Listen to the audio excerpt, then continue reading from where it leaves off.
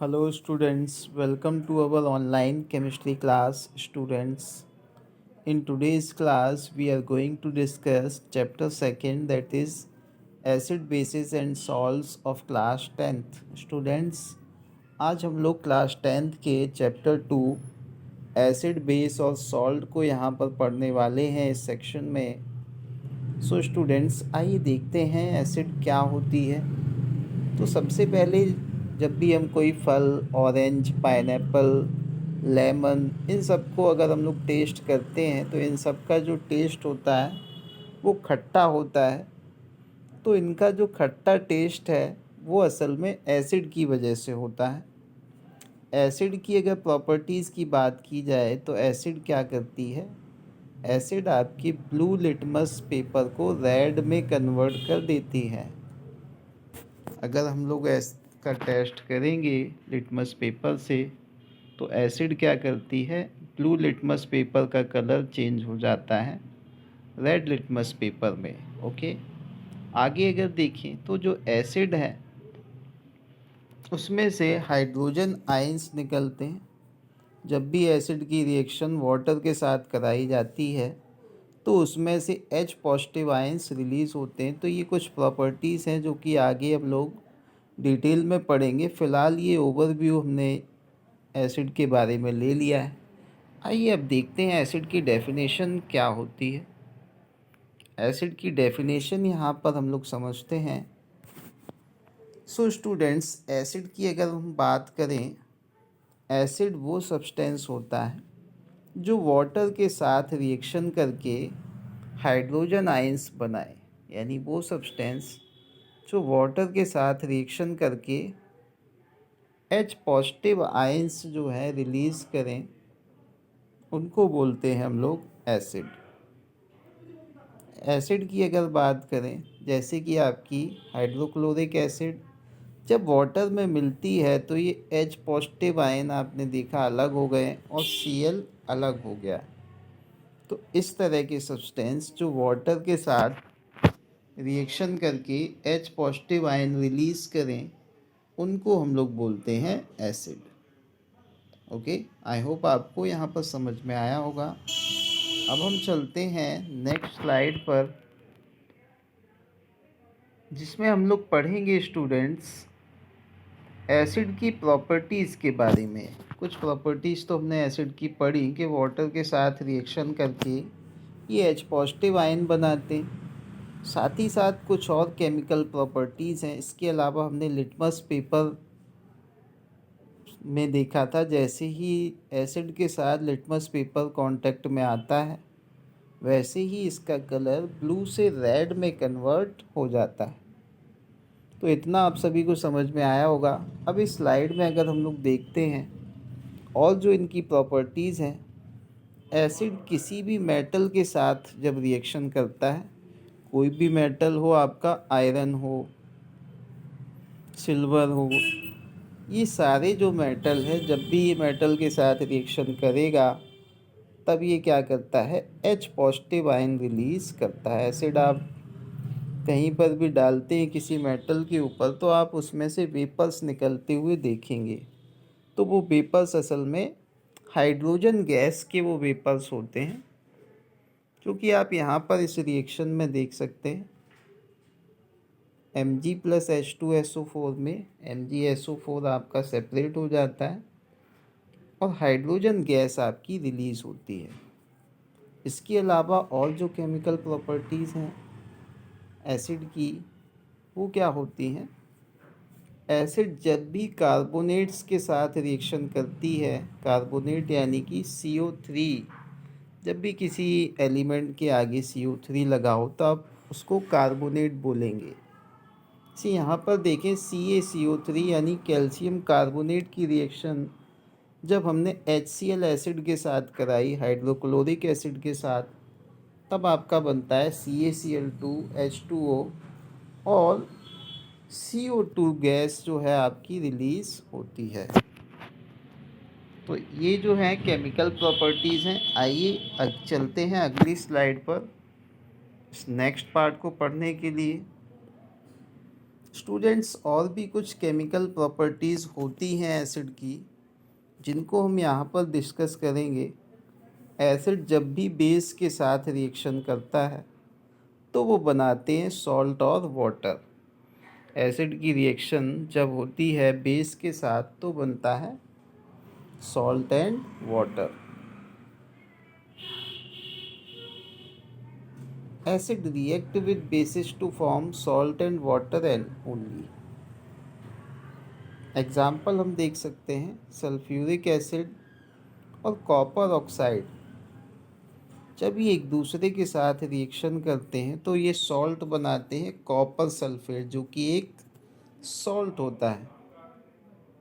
साथ ही साथ H2O जो होता है वाटर इसमें से रिलीज होता है।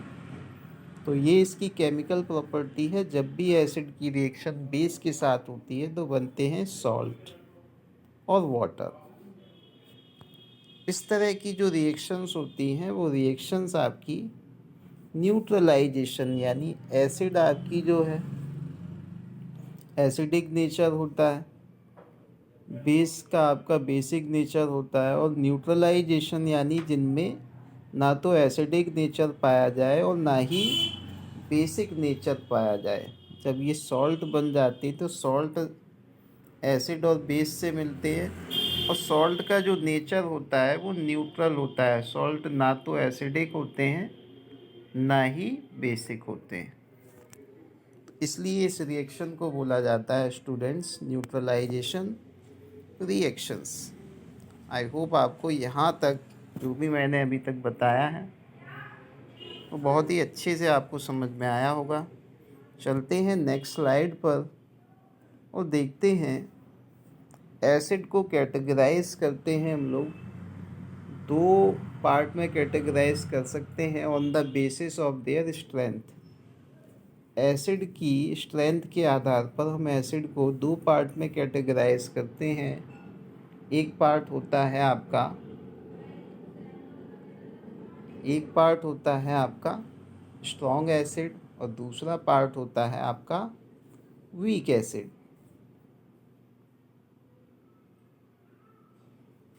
तो स्टूडेंट्स, सबसे पहले हम बात करते हैं स्ट्रॉन्ग एसिड की। स्ट्रॉन्ग एसिड्स आपके क्या होते हैं, तो चलिए पढ़ लेते हैं स्ट्रॉन्ग एसिड को। सबसे पहले स्ट्रॉन्ग एसिड्स क्या होती हैं? वो एसिड जो पूरी तरीके से H पॉजिटिव आयंस में डिसोसिएट हो जाएं, यानी कि एसिड की डेफिनेशन में हमने पढ़ा था वो सब्सटेंस जो वाटर में डिज़ोल्व होने के बाद H पॉजिटिव आयन, आप देख सकते हैं ये HCl एसिड जो कि एक स्ट्रॉन्ग एसिड है, इसको जब हमने वाटर में डाला तो ये H पॉजिटिव और Cl नेगेटिव आयन में टूट जाती है। तो यानी कि अब हम बात करें वो एसिड जो पूरी तरीके से H पॉजिटिव आयन में टूट जाएं, डिसोसिएट हो जाएं, उनको हम लोग स्ट्रॉन्ग एसिड्स बोलते हैं। तो आपको ये समझ में आया होगा कि स्ट्रॉन्ग एसिड्स क्या होती हैं। स्ट्रॉन्ग एसिड्स के एग्जाम्पल की बात करें तो वो होती हैं आपकी sulphuric acid, hydrochloric acid and nitric acid. चलिए चलते हैं नेक्स्ट स्लाइड पर, जहाँ पर हम पढ़ेंगे वीक एसिड्स के बारे में। सो स्टूडेंट्स, आपको स्ट्रॉन्ग एसिड समझ में आया होगा। उसी को अगर हम लोग उल्टे तरीके से देखते हैं तो आप वीक एसिड को भी डिफाइन कर सकते हैं। वो एसिड जो वाटर में पूरी तरीके से H पॉजिटिव आयन डिसोसिएट ना करें, उनको हम बोलते हैं वीक एसिड। अब अगर आप इस फिगर में यहाँ पर देखते हैं स्टूडेंट्स, तो यहाँ पर आप देखें तो ये पूरी तरीके से डिसोसिएट नहीं हुआ। अभी भी H देखें COOH में लगा है, CH3 में लगा है। तो यहाँ पर देखेंगे कम्प्लीटली डिसोसिएट नहीं होती हैं जो एसिड H पॉजिटिव आयंस में, उनको हम लोग बोलते हैं वीक एसिड्स। तो आपको यहाँ पर समझ में आया होगा स्ट्रॉन्ग एसिड्स क्या होती हैं और वीक एसिड्स क्या होती हैं। तो चलिए आगे चलते हैं। अब हम नेक्स्ट स्लाइड में कुछ और टॉपिक जो हैं इस चैप्टर के हमें यहाँ पर कवर अप करने। यहाँ पर स्टूडेंट्स कुछ कॉमन एसिड्स और उनके फॉर्मूलेस दिए हैं जो कि आपको पता होने चाहिए। तो एक एक करके हम लोग एक बार इनको देख लेते हैं। सबसे पहले सल्फ्यूरिक एसिड की बात करें तो इसका फॉर्मूला होता है स्टूडेंट्स H2SO4। दूसरा है आपका हाइड्रोक्लोरिक एसिड जिसको HCl से हम लोग सिम्बलाइज करते हैं, डिनोट करते हैं। नाइट्रिक एसिड को हम लोग HNO3 से डिनोट करते हैं।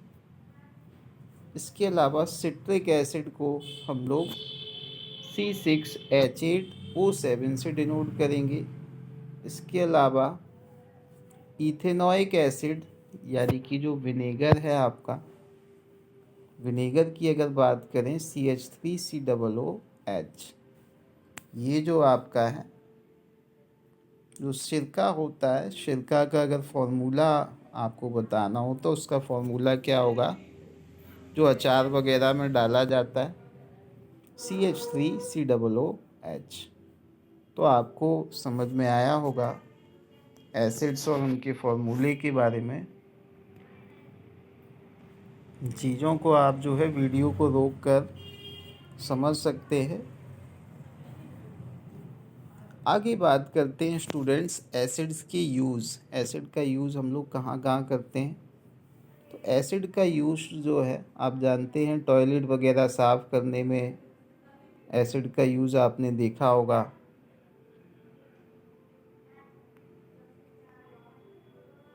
इसके अलावा आपने जो है इनका यूज़ किसी भी मेटल से गंदगी वगैरह जंग को छुटाने के लिए, अगर जंग लग जाती है तो जंग इसको छुटाने के लिए, मेटल यानी आयरन वगैरह पे जंग लग जाती है तो एसिड का यूज़ करके आप जो है जंग छुटा भी सकते हैं। ठीक है, किसी भी मेटल को पेंट करने से पहले एसिड से एक बार उसको एसिड उससे रगड़ी जाती है ताकि जो है उसमें अगर जंग वगैरह लगी है तो वो हट जाए। इसके अलावा स्टूडेंट जो सल्फ्यूरिक एसिड होती है, सल्फ्यूरिक एसिड का हम लोग यूज़ करते हैं फर्टिलाइज़र और डिटर्जेंट बनाने के लिए। फर्टिलाइज़र्स जिनका खेतों में इस्तेमाल किया जाता है मिट्टी की फर्टिलिटी को बढ़ाने के लिए, और इसके अलावा डिटर्जेंट्स जिनसे हम कपड़े धोते हैं वो भी आपके सल्फ्यूरिक एसिड से बनाए जाते हैं। और अगर इथेनॉइक एसिड की बात करें तो इसको हम लोग, जो कि सिरका में पाई जाती है, इसको हम लोग कुकिंग में, अचार वगैरह में, ऐसे खाने के आइटम जैसे मुरब्बा है, अचार है, जो लंबे समय तक ख़राब ना हो, उनमें हम लोग इथेनॉइक एसिड का प्रयोग करते हैं। इसके अलावा स्टूडेंट्स बात की जाए सिट्रिक एसिड, फ्रूट साल्ट जो है अगर हमें बनाना है तो वहाँ पर हम लोग उसमें सिट्रिक एसिड का यूज़ करते हैं। तो आई होप आपको यहाँ पर एसिड के यूजेस के बारे में पता चला होगा।